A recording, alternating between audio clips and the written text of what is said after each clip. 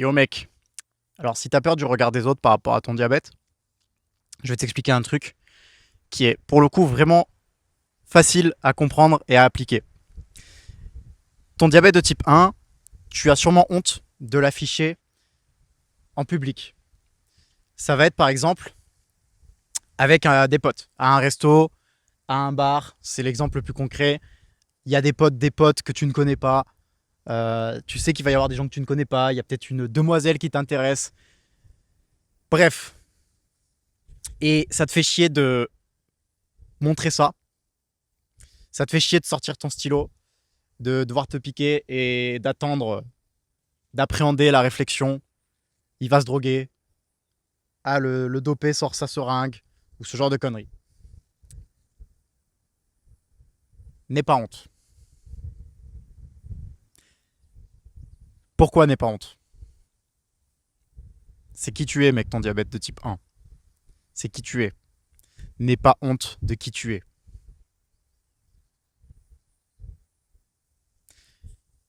En tant que DT1,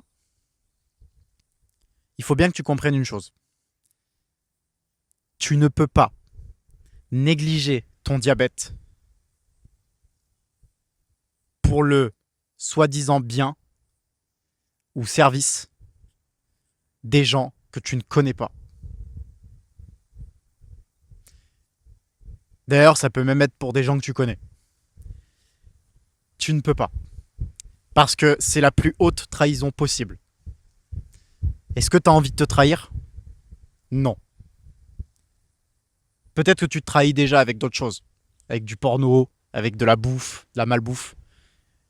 Que tu commandes tout le temps, tu bois de l'alcool à balle, tu te déchires la gueule, tu fumes. Peut-être que tu te trahis de cette manière-là. Mais te trahir parce que tu n'oses pas et que tu as peur du regard des autres, c'est d'une violence pour ta maladie et toi-même. Tu n'as pas idée, mec. Il faut que tu comprennes comment ça marche.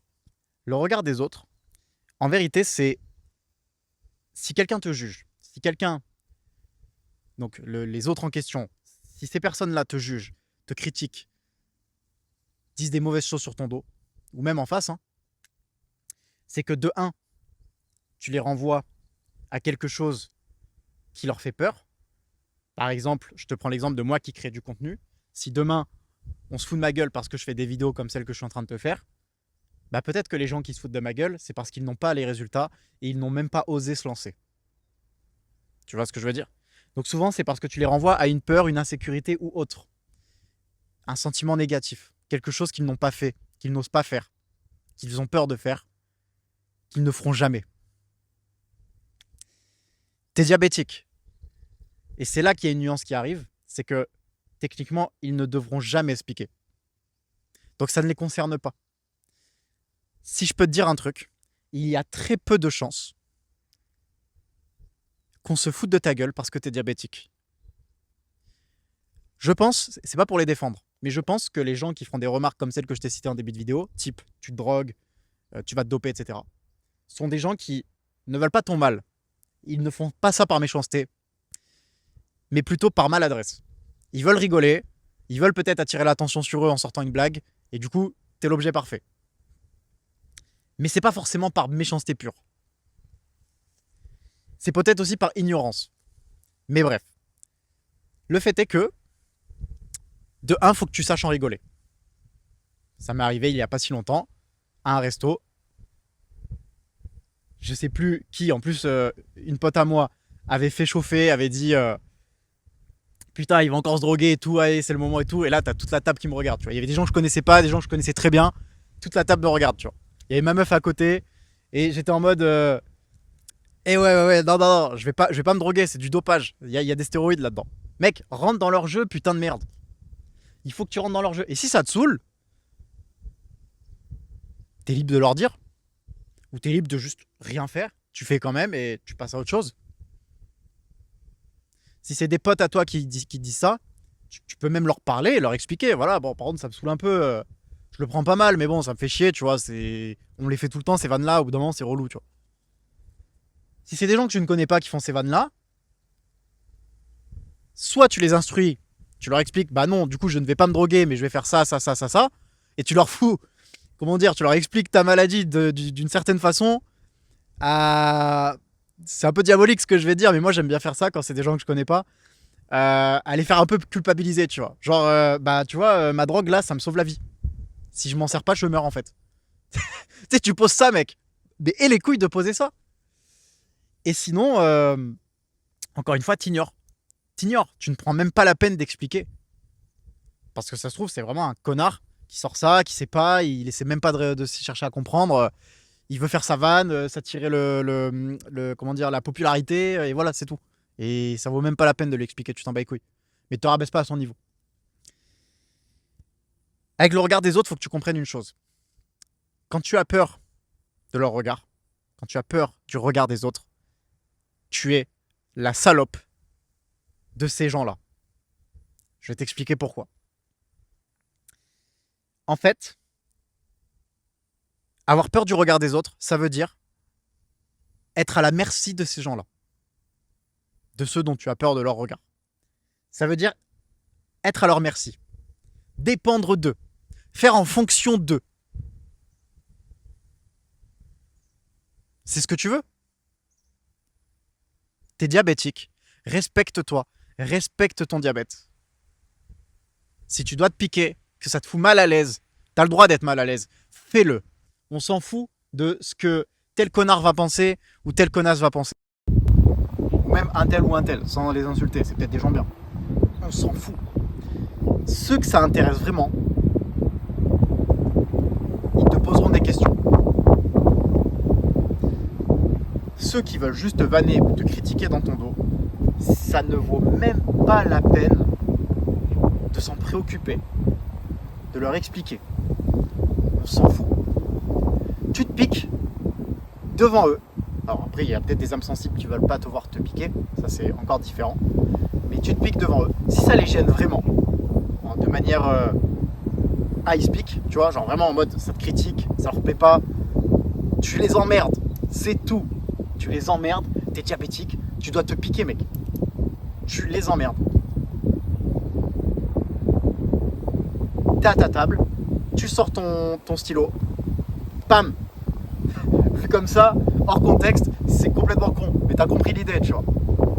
Tu te piques, mec, on s'en fout. Et prends le temps de calculer ta dose. Ne cache pas ton capteur, sois fier de l'avoir, mec. Comme je le dis souvent, c'est une force.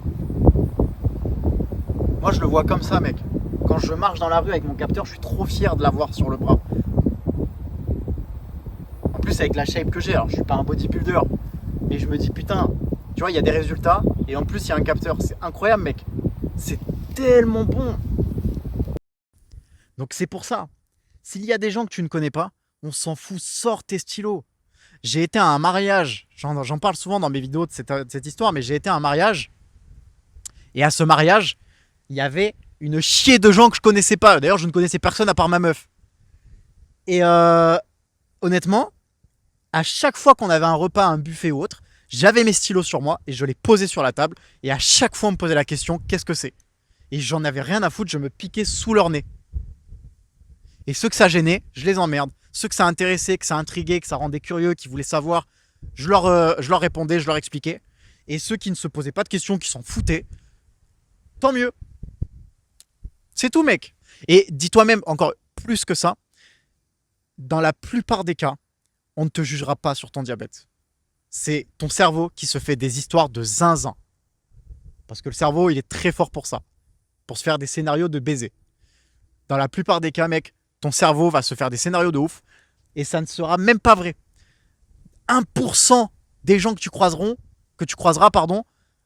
vont être peut-être gênés de te critiquer dans ton dos pour ton diabète. Mais la plupart des gens, soit ils s'en foutent, soit ça les intrigue et ils veulent savoir.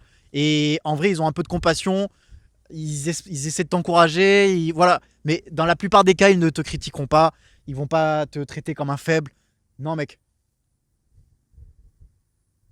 Et si tu vois, parce que ça peut arriver, si tu vois qu'on te prend pour un faible parce que tu es diabétique et que c'est aussi pour ça que tu as peur du regard des autres vis-à-vis de ton diabète, c'est parce que tu ne veux pas qu'on te voit pour un faible, tu veux pas que ce truc-là te fasse passer pour un faible dans la rue, fais en sorte d'avoir les résultats qui parlent pour toi et qui montrent que non, tu n'es pas un faible et que c'est pas parce que tu as un diabète de type 1 que tu es un faible. t'es musclé et avec un capteur, mec, va dans la rue là. Là, sors maintenant là. Va dans la rue, dis-moi combien de mecs musclés tu croises. Si t'as un capteur, mais les gens vont bugger en fait dans leur tête. C'est une dissonance cognitive, c'est ça qu'on veut, provoquer, pardon. C'est ça qu'on veut faire.